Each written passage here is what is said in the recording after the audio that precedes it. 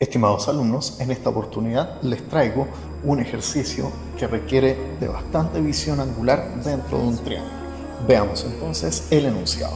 Partimos del triángulo ABC que usted está viendo en la figura, marcamos su ortocentro y su circuncentro, marcamos el punto F que vendría siendo el pie de la altura trazada desde C y marcamos el punto P en el segmento AC de manera que el ángulo OFP mida 90 grados. Lo que se pide demostrar es que el ángulo FHP mide lo mismo que el ángulo BAC.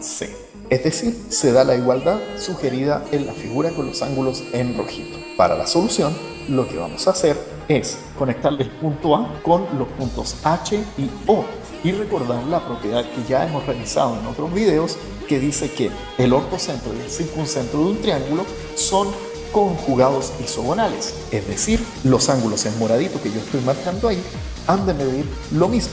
Pero además, si yo conecto el punto H con el punto F, podremos observar, gracias a que el segmento HF es perpendicular con el segmento AB, que los ángulos que yo estoy marcando ahí en café claro miden también lo mismo. Esto nos indica, estimados alumnos, que las líneas HF y OF también son conjugadas isogonales respecto del ángulo PFB. Y esto, unido a lo anterior, a la isogonalidad respecto del ángulo PAF, tendremos que definitivamente los puntos H y O son conjugados isogonales, pero respecto del triángulo APF.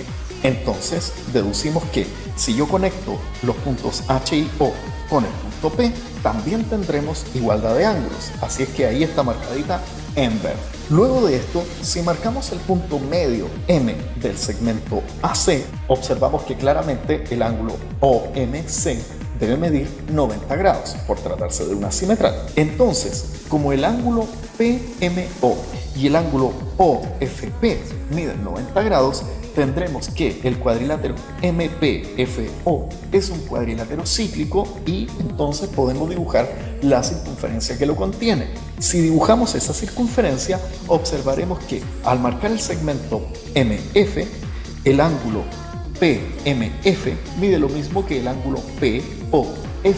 Así es que si observamos ahora el triángulo PFO, veremos que el ángulo en verde y el ángulo en rojo deben sumar 90 grados, debido a que el ángulo en F mide también 90 grados. Así es que esto nos lleva a pensar, estimados alumnos, que el ángulo MPH y el ángulo PMF también suman 90 grados. Por tanto, la línea MF y la línea PH son ortogonales. Así es que tendremos ahí el ángulo de 90 grados. Entonces, si ahora fijamos la mirada en el ángulo MHF, que yo estoy marcando ahí en naranjito, veremos de que su complemento es el ángulo PHF, porque el tercer ángulo de ese triángulo mide 90 grados. Así es que ahí vamos a marcar su complemento. Pero además, debido a que el ángulo HFA también mide 90 grados, el complemento del ángulo en naranjo en ese caso sería el ángulo MFA. Esto nos muestra, estimados alumnos, de que el ángulo PHF y el ángulo que yo estoy marcando ahí abajito, el ángulo MFA, han de medir lo mismo porque ambos son complementos del ángulo en naranjo. Pero ese ángulo MFA se repite en otro lado, mire. Recuerde usted de que los puntos H, F y C están alineados, entonces podemos conectar la línea para allá para arriba. Y el punto M es punto medio de la hipotenusa del triángulo rectángulo ACF.